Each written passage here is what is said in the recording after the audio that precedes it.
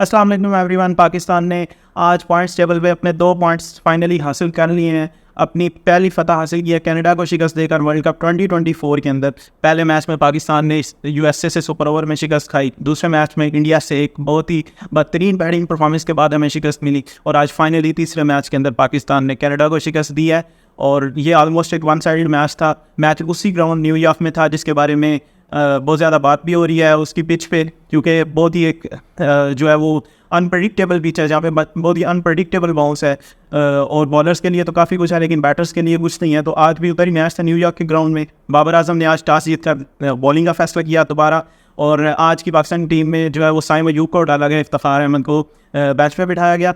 तो इससे एक तब्दीली के साथ पाकिस्तान जब उतरा तो शाहीन को फर्स्ट ओवर में 2 बाउंड्रीज पड़ी, लेकिन वो एक्चुअली शाहीन बेसिकली ये करते हैं कि उनकी जो स्ट्रेंथ है वो अगली बॉल करते हैं फुलर लेंथ पे करके एक स्विंग लेने का कोशिश करते हैं, जो शाहीन का फेमस है कि वो न्यू बॉल से जैसे विकेट लेते हैं। तो उन्होंने वही अर्ली ऑन ट्राई किया और जिस पे उनको कामयाबी नहीं मिली, क्योंकि पिच जो है वो डेफिनेटली इस तरह का पिच हो तो आपको पिच से हेल्प लेना चाहिए। आप कमेंटेटर्स भी था वसीम अकरम और वकार यूनुस उस वक्त यही बात कर रहे थे कि शाहीन को अपना थोड़ा सा लेंथ पीछे खींचना चाहिए। उसके बाद जब नसीम आए तो उन्होंने बहुत अच्छी बॉलिंग की। पहली बॉल में उनको भी चौका पड़ा लेकिन उन्होंने फिर शॉर्ट बॉलिंग की और बैटर्स को काफ़ी तंग किया। और नेक्स्ट ओवर में जब आमिर आए तो सेम वे आमिर को भी पहली ही बॉल पे चौका पड़ा, लेकिन उसके बाद उन्होंने लेंथ पीछे खींचा और बहुत ही उन्होंने अपना एक्सपीरियंस शो किया कि why Amir is the best. Amir has been the best for Pakistan in bowling whenever he gets the new ball, even or without ball as well.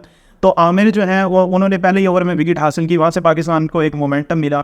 आज पाकिस्तान की लाइनअप काफ़ी कॉन्फिडेंट नज़र आ रही थी कि लाइक आज उनको लग रहा था कि हम जीतेंगे and they had nothing to lose actually. हम ऑलरेडी इतना लूज़ कर चुके हैं तो they had nothing to loose.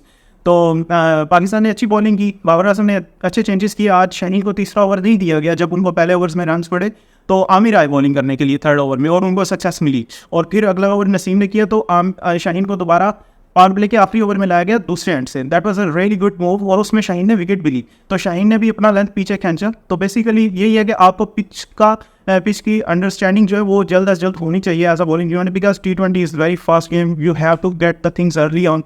जितना आप जल्दी चीज़ों को गेट करेंगे as a batter as a bowler. तो ओवरऑल मैच की बात करते हैं। मैच में आगे बॉलिंग में पाकिस्तान में इमाद वसीम ने बहुत अच्छा स्पेल किया। बिल्कुल इमाद वसीम ने जो है वो रन्स भी आई थिंक उन्होंने 4 ओवर्स में कोई 19 रन्स दिए हैं। और आमिर ने बहुत अच्छा स्पेल किया, उन्होंने 4 ओवर्स में 13 रन्स दे के 2 विकेट्स लिए हैं। तो लेकिन इसके साथ ही हम कनाडा के बैटर एरन जॉनसन की बात बिल्कुल करेंगे, क्योंकि उन्होंने बहुत ही ज़बरदस्त कमाल बैटिंग की है अकॉर्डिंग टू दिस पिच। इस पिच को देखते हुए उन्होंने पाकिस्तानी बॉलर्स का ज़रा भी प्रेशर नहीं लिया कि मैं इतने बड़े बॉलिंग यूनिट के अगेंस्ट खेल रहा हूँ। And they just bowled out India in the last game.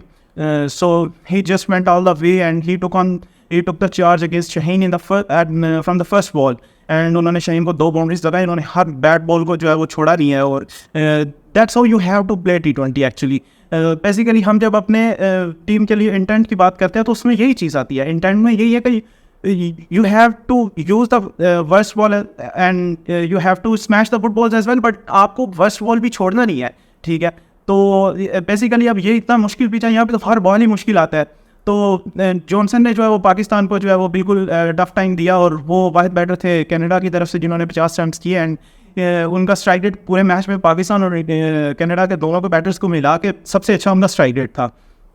तो पाकिस्तान को टारगेट मिला, कनाडा ने 107 रन्स किए। और जब पाकिस्तान बैटिंग में आए तो आज साइम अयूब ने रिजवान के साथ ओपन किया, क्योंकि इफ्तिखार की जगह पे उनको लाइनअप में शामिल किया गया था। वो एज अ ओपनर उन्हीं को ओपन करना था।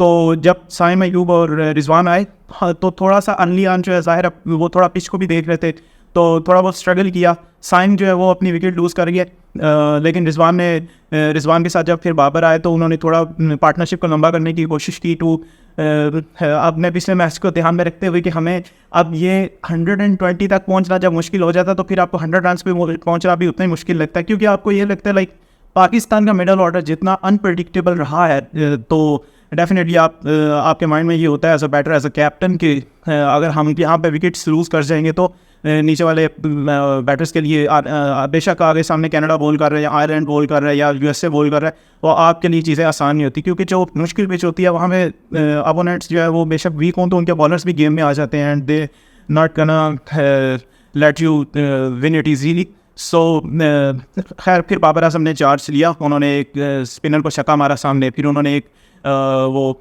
स्क्वायर कट मारा, तो थोड़ा इंटेंट नज़र आया उनकी तरफ से। लेकिन I think so personally Pakistan की बैटिंग में आज भी इंटेंट मिसिंग था। पाकिस्तान को एज़ यू ऑल नो कि पाकिस्तान को अब आगे जाने के लिए, सुपर 8 में जाने के लिए नेट रन रेट का सहारा लेना पड़ेगा। इन केस अगर यूएसए अपने दोनों मैचेस हारता है आयरलैंड और इंडिया के अगेंस्ट, स्टिल पाकिस्तान का नेट रन रेट कंपेयर होगा अगर पाकिस्तान अपने दोनों मैचेस जीतता है। तो जब आपका नेट रन रेट पे बात आ जाती है तो फिर बेशक मुश्किल पिच हो, अगर आप सुपर 8 में जाना चाहते हैं तो डेफिनेटली आपको नेट रन रेट के ऊपर काम करना पड़ेगा, आपको गेम अर्ली फिनिश करनी पड़ेगी। तो कमेंटेटर्स तो साथ साथ ये बार बार बता रहे थे कि पाकिस्तान को 14 ओवर्स में ये चेस करना है, अगर पाकिस्तान को आज अपना नेट रन रेट यूएसए से ऊपर करना है जितना उनका अभी तक है। तो खैर पाकिस्तान ने ये चेस 18वें ओवर में किया एंड आई पर्सनली फील के थोड़ा सा इंटेंट की कमी थी आज भी। पाकिस्तान अगर ट्राई करता, लेकिन मुझे ये फील आया कि पाकिस्तानी बैटर्स आज काफ़ी इस लिहाज से डरे हुए थे कि हम हार ना जाएं, एंड वो तो हम ऑलमोस्ट हर मैच में होता है लेकिन पिछले मैच में ज़्यादा था।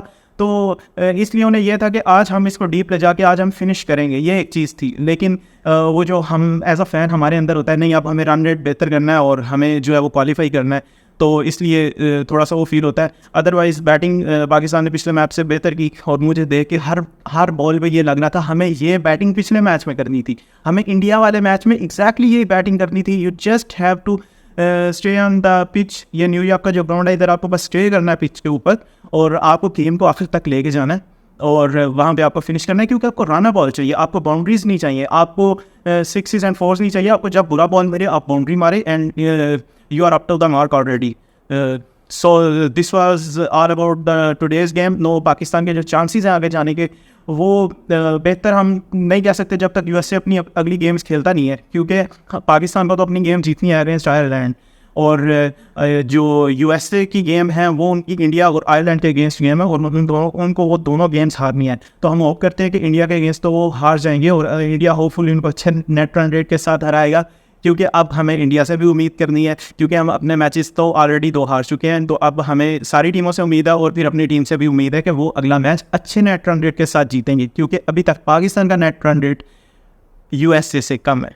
तो hopefully Pakistan will do it better next time and congratulations to all of you because Pakistan finally won a game. हम लास्ट टाइम जो गेम जीते थे वो अगेंस्ट आयरलैंड थी बायलैटरल सीरीज़ में।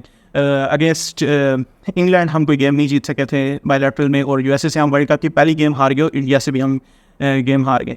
तो best of luck Pakistan team and to all the fans, thank you.